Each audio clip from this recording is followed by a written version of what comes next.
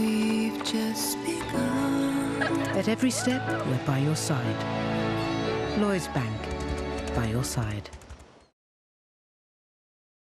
Tomorrow morning, chatting about this weekend's Royal Variety performance. Alan Carr joins the team on Good Morning Britain live from 6. Then it's Lorraine at 9. And Gary Barlow pops in for a chat on This Morning at 10. Then, with an extra special festive show for you, it's The Loose Women at 12:30. Now the latest from ITV News Meridian with Fred Dinenage and Sangeeta Barbara as we say a fond farewell to Fred.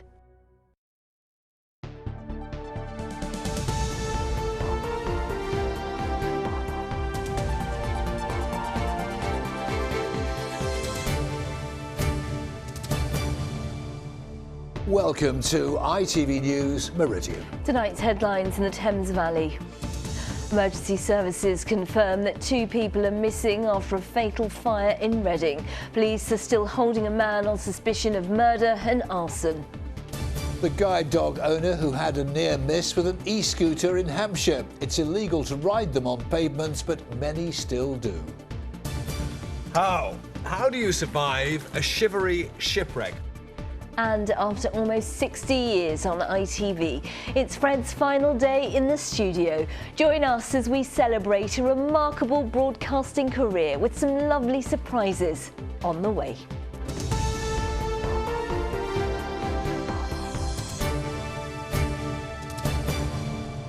Good evening to you. Specialist search teams have spent the day looking for 2 people missing from a block of flats in Reading, which was set on fire. 1 person is confirmed to have died, but 2 others are unaccounted for. Emergency crews were called to Grovelands Road yesterday morning. A 31-year-old man has been arrested on suspicion of murder and arson. He's still in police custody. Let's cross live now to Carolyn Sim, who's in Reading for us this evening. So, Carolyn, what developments have there been today? Well, it's been a very full day with lots of activity here on Row Court once again. Earlier, the fire service dog unit arrived as the investigation into exactly what caused this fire goes on. But the main focus of today has been those 2 people who are still missing tonight. And for those who managed to escape from the building, the Reading community are pulling together to offer help and support. For the second full day, the search went on. A complex operation that will take time. What they were looking for inside the building was 2 people, missing since yesterday. Those who escaped the flats are staying in hotels and council accommodation. They have lost everything. Chloe Spiller is now raising money for her friend Alina. She'd been awake and working in the top floor of the flats and got out. A GoFundMe page is now full of donations and messages of support. She has nothing. She ran out of the house with just her passport and her keys and whatever she was wearing. To start from scratch, I think it's going to take a little bit of time to settle in, and that's why I wanted to do the GoFundMe page, so that when she's ready and a little bit more stable, obviously it's a trauma, isn't it? So she can, at her own pace, decide what she wants to do and how to move forward. These sixth form students at a local school spent yesterday helping victims of the fire at a nearby church. We were given basic instructions just to do whatever we can to help out, distribute food, things like that. Most of what I was doing was just comfort, just being there for the people. Some people were still in shock, still shaking out of shock, so it was just comfort mostly. The people who've been displaced, that sense of loss was incredible, and I think very often we'd think that you need years of maturity to speak to someone who's been through that, but they were just fantastic, and I'm very proud of them. The Reading community will continue to raise money in the days to come. What we were able to do very, very quickly was provide clothing, and again, it's for everything. Some of the people had only what they were wearing, so clothing that would cover people probably for about 3 days or more, and that includes every garment of clothing, plus all of the toiletries that they needed too. The trauma caused by this fire will be lasting, but it is some comfort that the town is here to help. Well, what fundraisers really want now is for anyone who wants to help to please donate money to the Pangbourne Rotary Club. They'll then work together with the council to find out exactly what these victims need. Many of them are waiting to get back into their flats to see what belongings they can salvage, but that won't happen for a few more days to come. Carolyn Sim in Reading, thank you. Basingstoke Hospital will open a vaccination hub this week. It's part of the government's drive to offer as many jabs as possible by the end of the month. Towns and cities are looking to increase capacity to offer as many booster doses as possible. Controversial new traffic calming measures have been given the go-ahead in East Oxford. The road filters are designed to help traffic flow and make the area safer. They were approved by the County Council this morning. That's despite a number of protests by campaigners who say they increase congestion and will damage business. The charity Guide Dogs is calling for more enforcement of e-scooters that are being ridden illegally on our pavements. A visually impaired woman says she was almost knocked over by 2 e-scooters and has been left feeling shocked and vulnerable. Trials are taking place in Oxford. Derek Johnson reports. This shocking film shows what happens when someone riding an e-scooter hits a pedestrian at 15.5 miles an hour. This is the first crash testing of e-scooters, according to the charity Guide Dogs, which carried it out, proving it says these kind of crashes could kill people. Mandy Pike's partially sighted. She was nearly hit by 2 e-scooters being ridden on the pavement where she was walking with her guide dog. They were moving so fast, it was quite scary. It definitely shocked me. And they were on either side of us, really quite close. They were moving at top speed. It's just another obstacle for us to worry about walking around on pavements and to worry about our safety and hers. E-scooters are being trialled across the country, including here in Oxford. These ones can be ridden legally on the road. Any privately owned scooter, though, can only be used on private land with the owner's permission. In either case, riding on the pavement is banned. Guide Dogs says well over half the visually impaired people it surveyed had had a negative experience with an e-scooter. It wants to see more enforcement and more regulation. So we've heard from lots of blind and partially sighted people over the last year and a half who have real concerns about e-scooters and the impact it's having on people's independence and confidence on a pavement where they should feel safe. There's a great number of privately owned e-scooters out there which should not be used on public land. A Department for Transport spokesperson told us that while considering legalising e-scooters, safety would always be the top priority, and it would continue to engage with vulnerable road user groups. Derek Johnson, ITV News. You are watching ITV News Meridian. Coming up, your sport and weather with a difference plus. All you do is you get all of your collar. And that's how for now. Yes, this is Fred's last show and we won't let him go without celebrating 60 years of his best bits in broadcasting. Were there any? Of course. And you can find today's top stories on our website, itv.com/Meridian. You can call us as always on this number, 0808 1010 095, or follow us if you will, both on Facebook and on Twitter.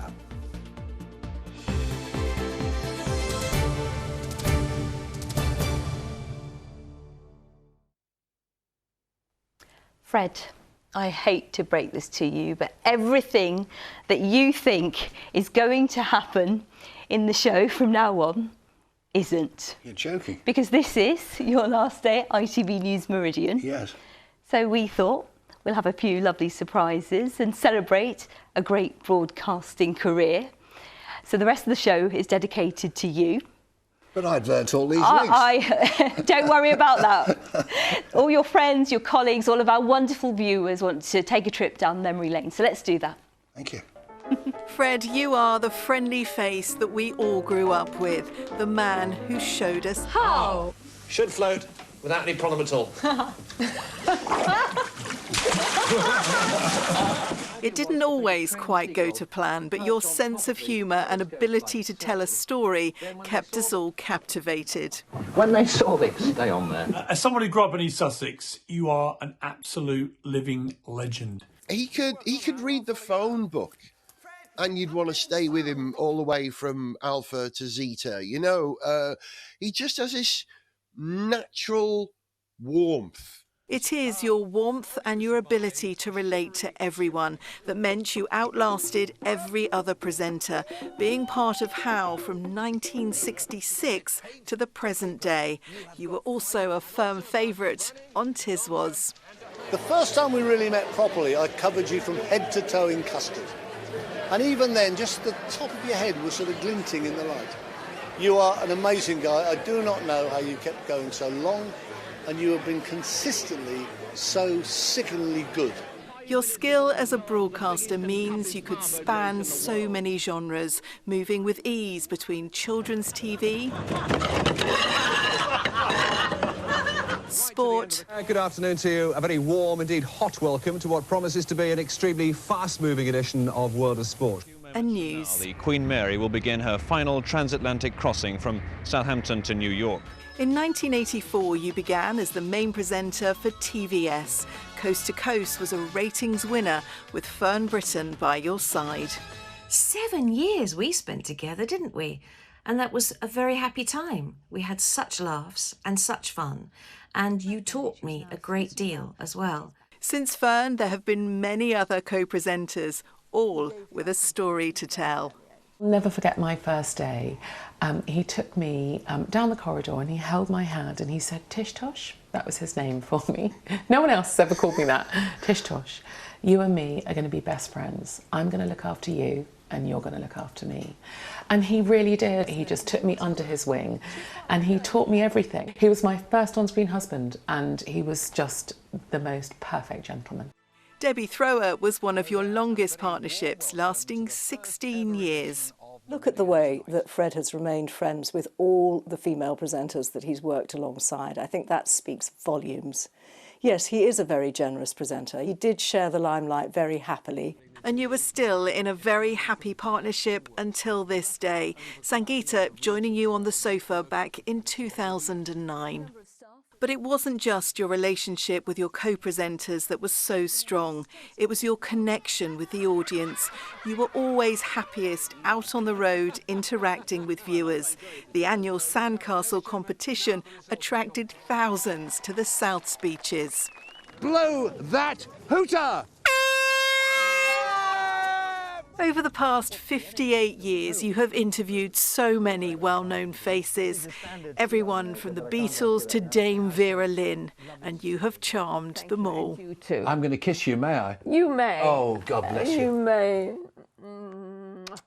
You've made an old man very happy. Oh, you don't look old, let me tell you. Stop it. No, you look very good. It's great to see you again. And somehow you persuade even the most reluctant of performers. Doe. A deer, a female deer, a ray, a drop of golden sun. Are you having me on? No. Oh, I see, okay.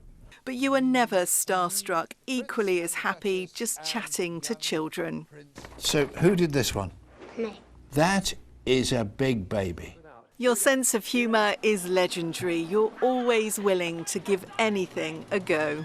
I'm never doing this again! See you later.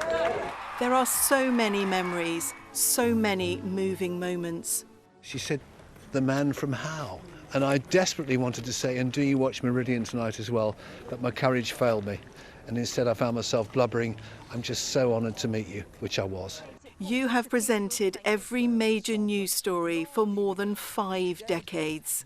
Through the good times and the bad, you have always been there, a constant for us all. Who else has such a long and varied career? I can't think of anybody. Possibly David Attenborough, but the only other one who's spanned so many generations of television audiences. That's an extraordinary and unique achievement because he's a unique individual. Unique, brilliant, and loved by us all. You okay? Unbelievable. Fred, you have been on television 58, almost 40 with ITV. Do you like what you do? Oh, God, I've absolutely loved it. I mean, I started with a 7-week contract for Southern Television on a children's magazine programme. 7 weeks. 58 years later, I'm still here. How did that happen? But it has been a remarkable career, 60 years, all those stories that I saw in there. You know, the people that you've met, amazing. Oh, I've just been so lucky. I've met memorable people, brave people, you know, lovely people, you know. I've worked with some lovely people as well. Well, you've got every reason to be very proud. Thank you very much indeed.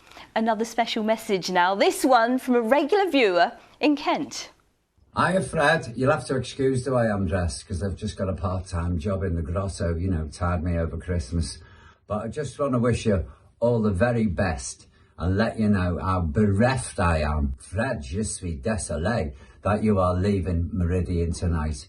Fred, you're a broadcasting legend and I've watched you on the telly since we were both quite young, put it that way. Anyway, all the best, look after yourself and put your feet up. Happy Christmas, Fred.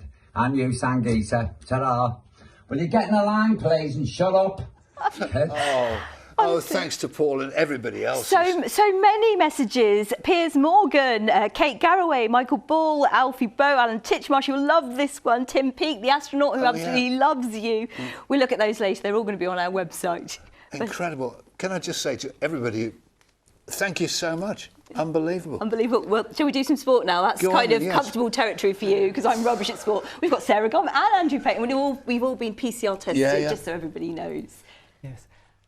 Of course, Fred, we all love talking about sport, don't we? All of us, you know, all of the time, whenever we can. Yeah, we know more than most, don't we, Andrew, that Fred loves little more than a bit of friendly banter about the beautiful game, often at our expense, I have to say. Well, and Pompey, of course. Pompey going to go through the whole season unbeaten. Yes. You say it every year. I do, yes. And one of these days it's going to happen, isn't it? Of course. Well, with that in mind, Fred, we've got a little piece that we filmed recently to show you now, which, of course, you knew nothing about. No, I didn't know anything about anything.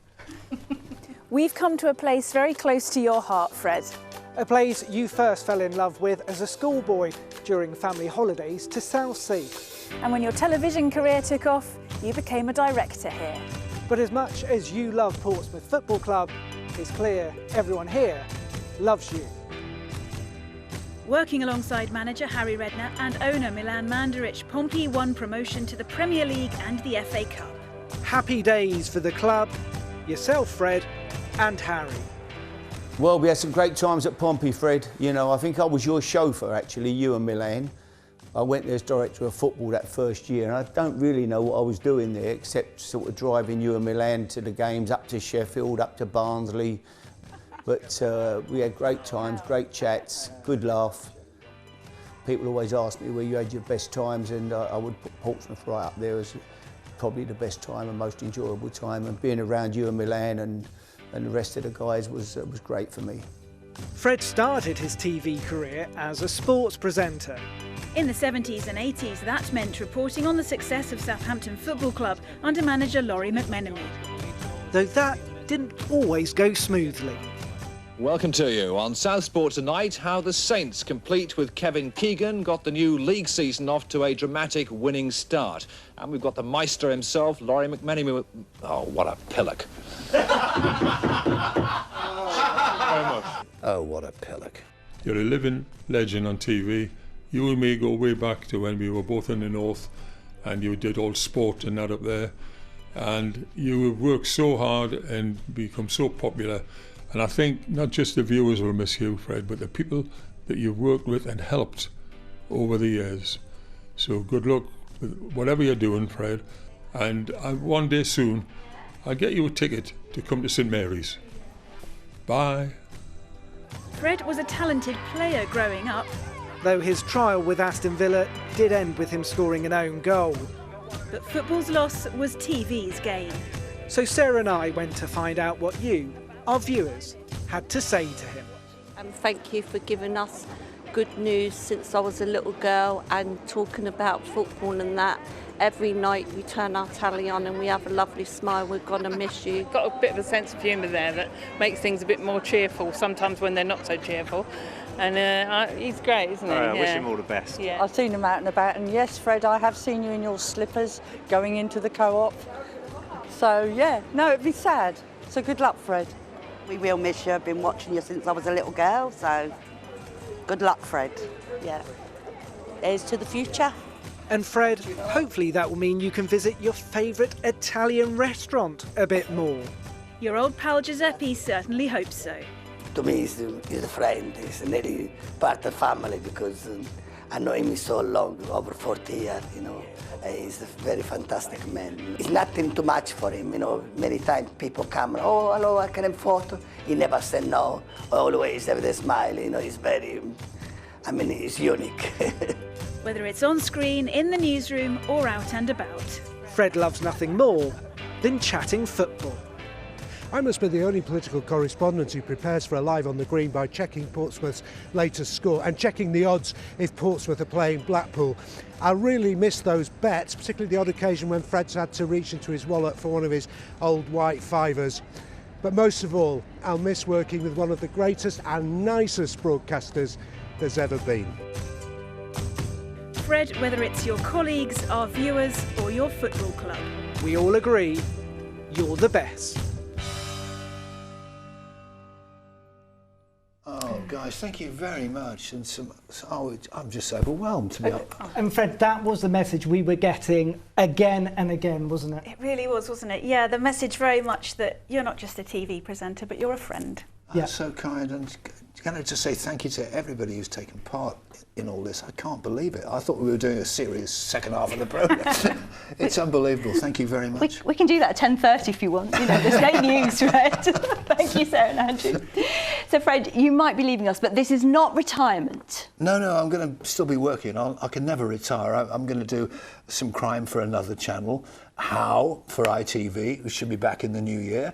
I'm doing a book as well. A book. So I've got a few projects on, but you know, I want to spend more time at home with Bev and smelling the roses a little bit, but you know, walking the dogs and walking the mountains, hopefully as well, Okay. COVID permitting. COVID permitting. Ready for another surprise now? Oh gosh. This one, my darling, is from me. Oh.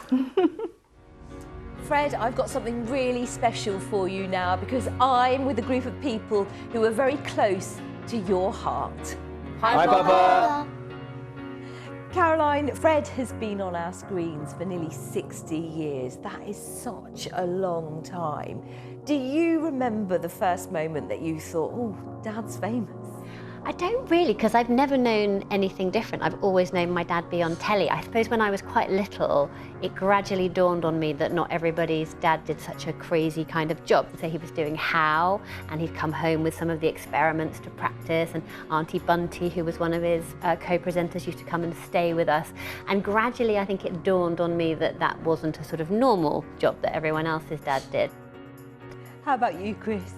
Yeah, much the same. Growing up, anywhere we went, people would come up and say, Freddie or How. They just love him, and it's just that really came across. So it just became part of growing up, really. Emily, when did you realise that your granddad or your papa was famous? It was probably when I was about 5 or 6, because obviously Mummy and Daddy were watching TV and him, so me and Josh sometimes go up to the screen and pretend to hug him. And so you are Fred Dinenage too, aren't you? Yeah, basically. So are you planning to screen test and come and sit next to me? Maybe one day, yeah. Can I say one thing about your granddad? You're never bored when he's around. He's always got a story, hasn't he? Yeah, he's got so many stories, tells me so many funny jokes. He drives me to school sometimes and he tells me all the stories that he's had from his career and all the funny stuff that he comes up with. And yeah, I just enjoy talking to him all the time. Join us in a couple of minutes. The thing the viewers see is very much the real dad, right? There's very little difference to him. He's very genuine. He's incredibly mischievous. There's a lot of naughtiness that goes on, and that's been throughout our lives. When I was 6, on my 6th birthday party, we were playing Pass the Parcel. He came out with this gigantic parcel. We started passing it round. It got smaller and smaller, and we got to the end, and inside was a matchbox which had a polo mint in it, just because he thought that was the most hysterical thing to see the faces of these 6-year-olds do this. Then he actually came out with the real prize, of course, but it was a life full of mischief and naughtiness and fun. Oh no, he is absolutely brilliant. Have you got kind of a standout memory, Chris? Yeah, well, my standout one was, I think Mum was making lunch. Dad said, I'll take the kids out down to the seaside, down to Southsea. And he just was pretending to throw me into the sea. and then just slipped, and I actually fell into the sea. I think it was like a January freezing cold day, so I was soaking wet. And the problem is my dad's very particular about his cars, so he wouldn't let me get into the car soaking wet, so he had to put newspaper down and put me on the newspaper to drive me home, so that kind of sticks in my memory. He's lucky he didn't make the headlines that day. Good evening to you. Every single day he comes in, he wants to know what's going on and what he's doing, and where does that all come from? This passion and drive and like... Committed. He has got that drive that just spurs him on to want to be the best. Having a dad like I have, it's made me want to be a better father for my children. He's just one of the best men that I've ever known. Do you feel lucky to have him as your papa? Very lucky.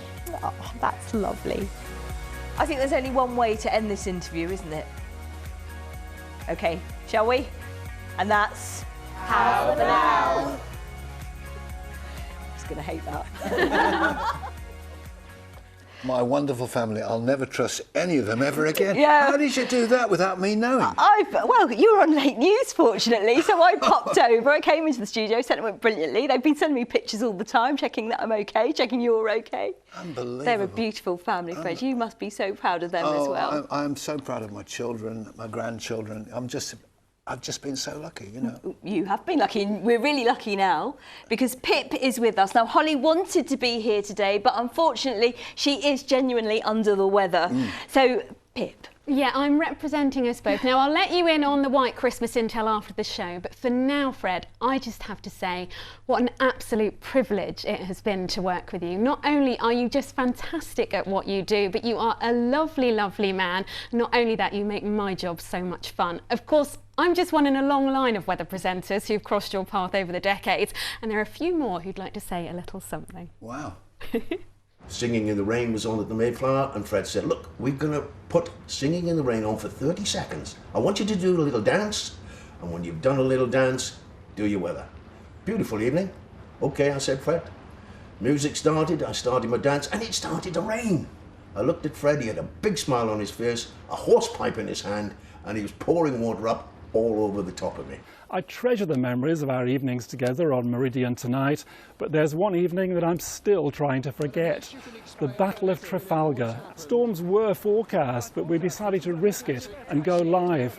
My goodness, we took a beating. It's times like those that bring people together.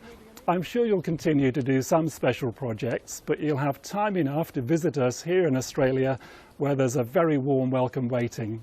When I first joined Meridian all those years ago, to be told you're going to be sharing a dressing room with another children's TV legend, well, I imagine you found it quite hard. But we got on great and it was all lovely. As you know, with the weather, I was often out on location. My hair would look terrible. The wind would be blowing it all over the place. And I said to you, Fred, what can I do? And your many years of experience brought back a story when you, in your haste, had gone to grab the hairspray and unfortunately grabbed a can of spray varnish. You said your hair didn't move for 3 weeks. Well, it's a good plan and I'm sticking to it myself at the minute too. But listen, it's been lovely spending time with you. I loved working with you and I wish you all the very best. Good luck, Fred. Amazing, thank you. Oh, well, you know there is just one thing left for you to do, Fred. Yeah, here she is, the one and only Philippa Drew with your weather forecast, I think.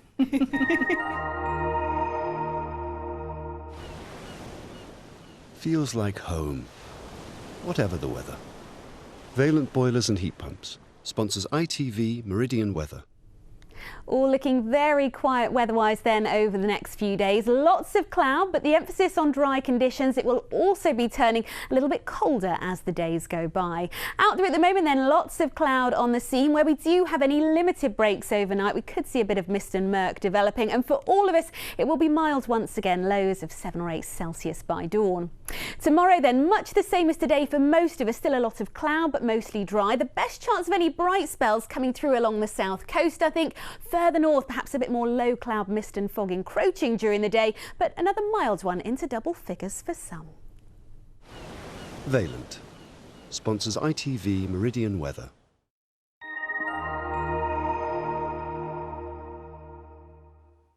And in just a moment, the ITV Evening News with Charlene White. Fred, I've said not much tonight, have I? You've been amazing. I've been amazing. I've been so quiet. I've loved our partnership, and we are literally, I think, about 6 weeks off our 13th anniversary. Well, lucky for some. Yeah, well, can I just say it has been a genuine joy to have worked with you and sat alongside you, and you are a really caring, lovely person. And I just want to say thank you to all of my colleagues, past and present. I've worked with some wonderful people. Most of all, and I've said it before, but I mean it, I want to thank all of our viewers for their incredible love and affection over all these years and all the hundreds of messages I've received. Thank you so, so, so much. I will be doing other things, but do look out for me in the street. Do walk up and say hello. And in the meantime, that from the old broadcaster is truly how for now. Bye-bye.